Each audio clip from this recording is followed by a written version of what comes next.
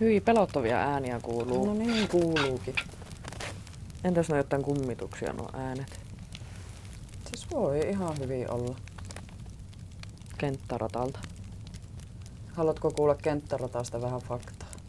Joo. Saksan armeija rakennutti kenttärataan jatkosodan aikana. Se oli 178 kilometriä pitkä kapearaiteinen huoltorautatie, joka kulki Hyrynsalmen, Suomussalmen, Taalkosken ja Kuusamon kuntien alueella. Työvoimana niillä oli sotavankeja, muun muassa venäläisiä ja puolalaisia. Vangeilla oli surkeat olot. Niitä kuoli paljon nälääkään, sairauksiin ja teloituksiin. Monien hautana on yhä ratapenger. Kiskot purettiin sodan jälkeen, mutta ratalinja on edelleen olemassa ja se toimii nykyään soratienä. Niin kuoleman rataksihan tuota on nimittänyt kansa. Joo.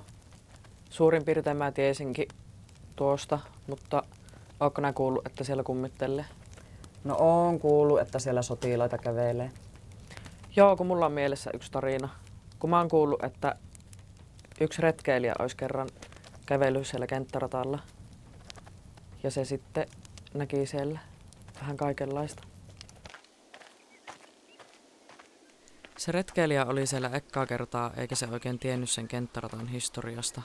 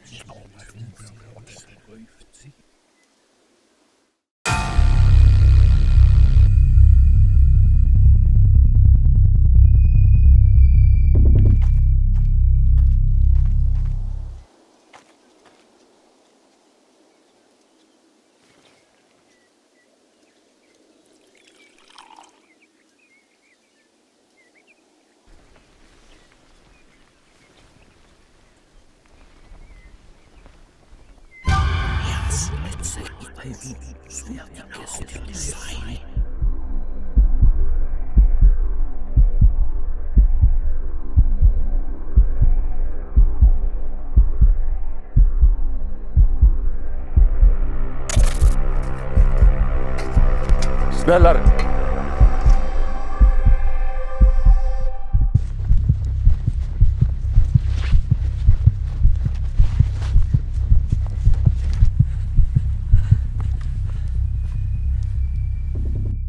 Det vet man, Mats Bertinkestä sain.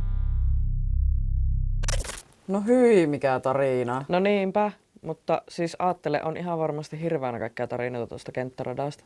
No niin, ja kun se on niin lähelläkin vielä meitä. Pitäisikö lähteä pois pikkuhiljaa? Pitäis. Ja,